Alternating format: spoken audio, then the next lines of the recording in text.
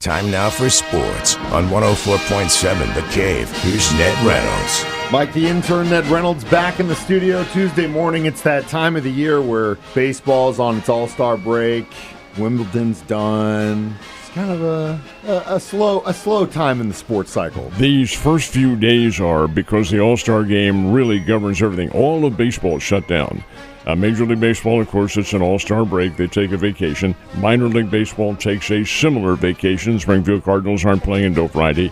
So other than the all-star game, no baseball. However, there is the Price Cutter Charity Championship, which comes up out at Highland Springs. That's a big deal. And on the pro side of things, not that they aren't pros, they are, but on the major side is the British Open. And that begins on Thursday, and they're playing this year at Royal Portrush in Northern Ireland. And you would have to think that Rory McIlroy, that's his home area, would be a big favorite, but anything can happen in the world of golf, and usually does. So we'll see. It'll be an interesting weekend. The baseball season itself will resume on Friday. Your thoughts on how that home run derby went last night? Well, that is a made-for-TV event, except for the fact that the very first year that they did it in 1985, it was taped for later showing. It wasn't shown live. Well, of course, now they show it live, and I'm sure it had a pretty good audience. Moi was only in it from a fragmentary standpoint. I didn't see the whole thing, but you had to know that Cal Raleigh of the Seattle Mariners would win the thing. He's the major league leader in home runs, the second player in history to reach as many as 38 home runs before the All-Star break, and he's done it. He's a big kid. He's an All-America at Florida State, but he's been with the Mariners now for just over 3 years on a regular basis, and about 5 years from the total time he made its major league debut. Played down here, played with the Arkansas Travelers back in 2018, I think it was, 2017, 2018, and was not a big name, but nonetheless, he is now. He won the home run derby with 54 total home runs, and he beat the Junior Caminero of the Tampa Bay Rays in the title match. But Raleigh was really lucky to get there. His first round match, they get this. This is how they do it. He tied with Brent Rooker of the Athletics, tied with, I think it was 17 home runs. They each had 17. So you break the tie with the electronic measurements of the distance of home runs. They were tied, 471 feet. Now, what are we going to do now? It came down to inches. And Raleigh won by less than half an inch. And so you mean to tell me that the distance was half an inch? Yep. So that's how they broke the tie, and that's how Raleigh continued in the competition, and he blew away everybody else. Kid's a big, strong, he weighs about 240 pounds. He's a typical catcher, very stocky, well-built, and apparently a pretty good kid. Never interviewed him, but still, he was the home run derby winner. Now we'll see how that's affected by the second half of the season.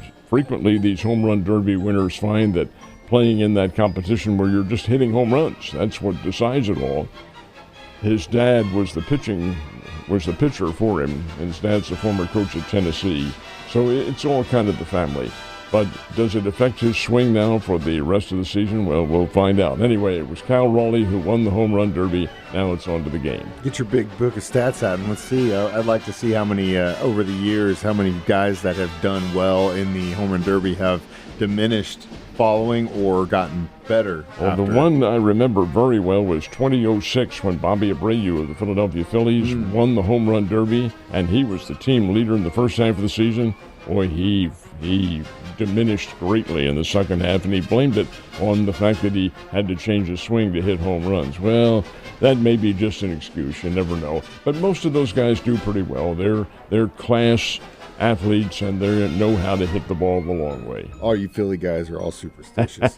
So who you rooting for, speaking of Philly guys, in the All-Star game tonight? I have no dog in the hunt. American League versus National League. And I will tell you, in all honesty, from a reporter standpoint, I'm an old reporter, the game has diminished a little bit. Now, why is it diminished? Because when I was a kid growing up, you really looked forward to the All-Star game. It was it. That was the headline event. There was nothing else. No home run derby, no nothing like that. It was the game itself, and it's usually in the daytime. Well, they've since changed it to night. And because there's interleague play now, and every team plays everybody else, it's kind of diminished in that respect.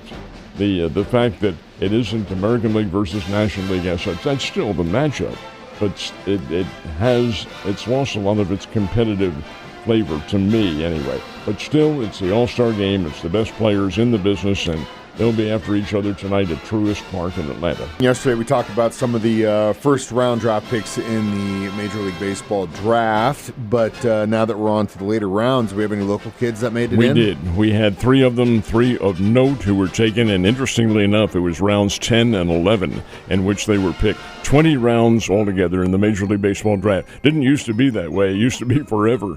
They get up into the 60s and 70 rounds, and not every team would take part in it, but now it's limited. It's cut down to 20, and there were three, again, players of note taken. All three have Missouri State University connections. Jake McCutcheon was the first player in the 10th round, not the literal first, but he was the first of the area players taken, and he was picked by the Miami Marlins. Now, McCutcheon's a really, really good player. Hit .358, had 15 home runs for the Bears this year, 54 runs batted in. Immediately after him, this is a real anomaly that I don't think happens, it may never have happened before, the next player taken in the draft was also a Bear. It was his teammate, Nick Rodriguez, outstanding player of the year in the Missouri Valley Conference, and he was taken by the Los Angeles Angels. And all he did this year to earn that player of the year honors is hit .368 with 18 homers, 65 runs batted in, and Rodriguez is an outstanding defensive second baseman. He could be, in the Angels system, he could make a very quick leap into what really is, well, the Major League AAA or whatever. He'll start out at Class A. They all will. They'll start out at Class A and then make the rise from there depending on what they do. So you had those two guys, and then the third one in round 11. The very next round was a high school kid from Nixa, and his name is Wyatt Vincent. And Wyatt had, in fact, committed to Missouri State, but he's not going to go there. He's reported to have told Coach Joey Hawkins that, nope, I'm going to sign with the New York Mets, and that would be good. He's first-team Missouri Class 6 All-State, really good player, comes from a baseball family, hit .403 for the Nixa Eagles this year and did have 6 home runs. This is a good player, a real good player, and he's decided he's going to make pro baseball his career, signed with the New York Mets. So the draft is now over. That doesn't mean the free agents can't get plenty of time, and they can, and there are a lot of players that it stops at 20 rounds, so there are a number of free agents involved. They'll get shots too, but the guys who are drafted are the ones who get the really premier choice, and we'll see how it works out. Yeah, and again, I'm sitting here listening to you tell me this stuff, and I'm just trying to think back about being in high school, and then the fact that you could be sitting there one day playing varsity baseball, the next thing you know, you're going to be a Met, just blows my mind. Ned, you have a great day, and I'll see you tomorrow.